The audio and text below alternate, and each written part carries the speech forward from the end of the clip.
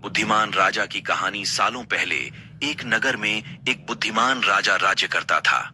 उनकी बुद्धि और होशियारी की चर्चा दूर दूर तक थी। राजा कभी भी बिना सोचे समझे कुछ नहीं कहता और न ही किसी आरोपी की बात सुने बिना उसे सजा सुनाता था। उसकी बुद्धिमत्ता के चर्चे सुनकर आसपास के राजा, रानियां और राजकुमारी आदि उनसे जलते थे। इसी जलन के चलते सभी उस राजा की बुद्धिमत्ता की परीक्षा लेने के लिए नए नए तरीके अपनाते थे। हर बार राजा दूसरे राज्य के शासकों द्वारा ली गई परीक्षा में खरा उतरकर खुद को होशियार और योग्य राजा साबित करता था। दिन राजा की परीक्षा लेने के लिए एक राजकुमारी आई। उसके हाथों में दो फूलों की माला थी।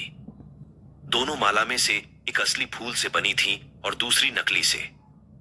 उन दोनों मालाओं को देखकर उनका यह भेद बिल्कुल पता नहीं चल पाता था।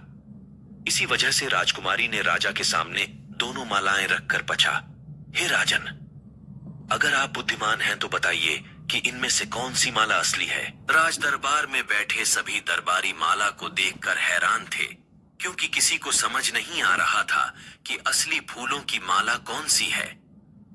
सभी इस सोच में थे कि राजा कैसे बता पाएंगे कि असली फूलों की माला कौन सी है। राजा भी माला को देखकर परेशान होने लगे। उसी वक्त उनके दिमाग में कुछ तरकीब आई। उन्होंने तुरंत अपने एक सेवक से कहा, बगीचे की खिड़कियों को खोल दो।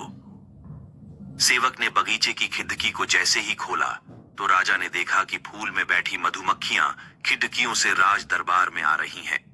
वो कुछ देर मधुमक्खियों को ही देखते रहे। जैसे ही एकाध मधुमक्खी एक फूल की माला में बैठी, वैसे ही राजा ने कहा कि अब मैं बता सकता हूं कि असली माला कौन सी है।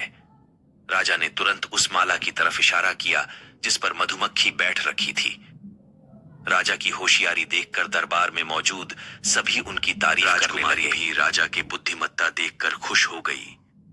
उसने भी बुद्धिमान राजा की तारीफ में कुछ शब्द कहे और वहां से अपने राज्य की ओर निकल पड़ी।